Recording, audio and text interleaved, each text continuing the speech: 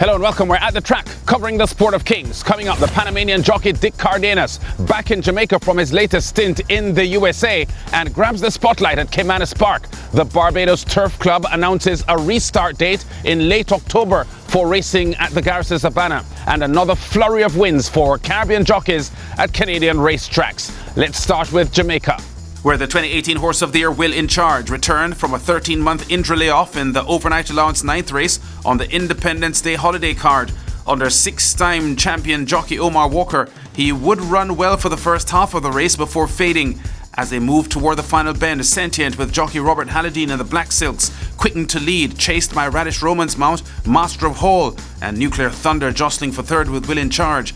But check the scorching run being made on the outside by the leading jockey Dane Nelson in the yellow cap aboard the grey horse, the favourite Race Car. They leave the 3 and run to the 5/16. They've got to catch Sentient, Master of Hall breathing down his neck. Watch out for the grey Race Car on the outside. They're into the lane and Sentient scrapes paint and turns for home right along the rail. Inside the last quarter, Master of Hall now trying to burn Sentient out. Here is Race Car pitching wide. They're inside the final furlong. It's Sentient, Master of Hall and a Race Car now needing to find more. Sentient on the rail battling Master of Hall. Race Car now finds top stride but has to do some more. Sentient, Master of Hall and Race Car, these three together on the line. It's desperately close. Nelson gets up just in time in a stirring finish as the even money favourite Race Car scores by a head over Sentient. Master of Hall a short head further back in third. Race Car clocks 1 minute 32 seconds even for 7.5 furlongs, and the Lakeland Farms colt makes it 4 wins in 5 lifetime starts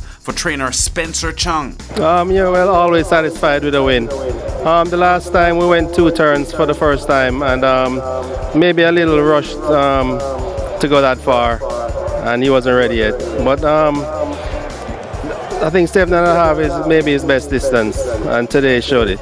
And if you're thinking of writing off the classic pedigree of Winston Tracy's disappointing gelding Green Gold Rush, think again. In his best run since a winning debut back in January, he flattened the Monday morning trophy field under veteran jockey Shane Ellis. Green Gold Rush now laying out to find top stride, but they're inside the final 16th, and Green Gold Rush now grabs a slim lead. Generational is asked to fight back. Shipanza needs to do some more, but it is Green Gold Rush and Shane Ellis already has one on the card. He's going to have his double, and Green Gold Rush bounds away from them and wins effortlessly by maybe 6 over Fearless Champion. A pretty quick 1:25 3/5 of a second winning time, going 7 furlongs for Green Gold Rush, the 9-5 bet, easily toppling the favourite Fearless Champion in a 5.5 length victory. Ellis up for the first time at the gelding's second start for his new trainer Philip Elliott. I wanted to see what he had the last furlong and a half. That's why I really get after him, and he really responded well for me. But he's more of like a loper, so he lopes. So you have to get in his rhythm, catch that loping stride that he has, catch the rhythm, and move with him. And once you can do that, then he's good to go. That's what I'm expecting from him. If he wants to have chance in the Classic, he has to run like that. Meanwhile, Panama-born ex-champion jockey in Jamaica Dick Cardenas is back at Caymanas Park with a bang. 3 wins on Thursday's card and another triple Saturday starting here in race 2 with a 4-year-old gelding Baltusrol from champion trainer Anthony Nunes' barn. Scoring here by a length and a half in the green and white silks, Cardenas with a smooth hand ride for the victory at 5-2 odds. Was an easy ride, it's a very consistent way to the pace come to me back, and that's what I do. I have a lot of horse in my hand, so I never worry about the horse in front. So after being winless since the start of the year at Florida's Gulfstream Park and Tampa Bay Downs racetracks, the 2011 Caymanas Park champion jockey enjoying his return so far. His 6th and final win over the 2 days coming in Saturday's restricted allowance 9th race aboard another Nunes horse, Glock, triggering the filly's best ever performance. Cardenas is just about moving into 5th here, still with work to do, a cluster of horses ahead of him. The field turned for home in the 9th and final event. 4 horses filing out across the track. Silent Seeker racing nearest to us. Ajita just in behind them. Wojtek is travelling strong in the centre and may just have that lead. Glock now begins to accelerate, and Glock picks it up inside the final furlong. It is Glock who has the lead on the run toward the final 16th, and look at Glock go. go. Glock and Dick Cardenas. He'll have his third on the card. They win by 6 or more over Silent Seeker. This week nominated among 13 entries for the August 29 Jamaica Oaks, Glock is superb here with this bullet-like 59 seconds even for 5 furlongs for champion trainer Anthony Nunes. Let's head to Barbados now, where a restart date has been announced for racing. Of course, there's been no racing at the Garrison Savannah since Sandy Lane Gold Cup Day on the 7th of March because of the COVID-19 pandemic. The Barbados Turf Club using the downtime opportunity to resurface their turf track. The 24th of October is a date set for the resumption of horse racing at the Garrison Savannah, says the Barbados Turf Club CEO Rosette Pearce. From this week, that's approximately 2.5 months away. And according to Pearce, although by all appearances the turf may seem ready for racing, we must ensure, she says, that the root system is mature and hardy enough to withstand the rigours of horse racing. Pearce is also expectant that the Triple Crown Series can be staged in that window, with the Guinness, the Midsummer Classic and the Derby being accommodated in this year's racing programme between the 24th of October and year-end.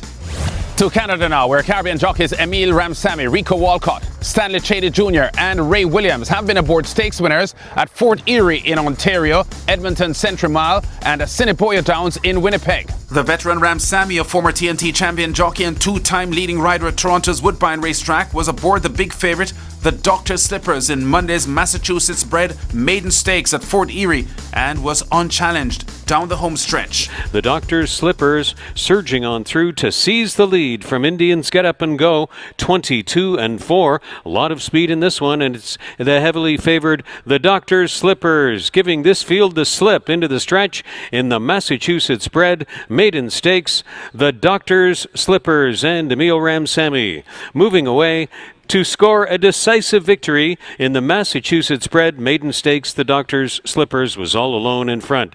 His second added money win this in 2 weeks at Fort Erie after his late July Rise Gym Stakes victory. The 57-year-old Ramsamy coasting home here for the win by 6 3/4 lengths as a 1-5 favourite.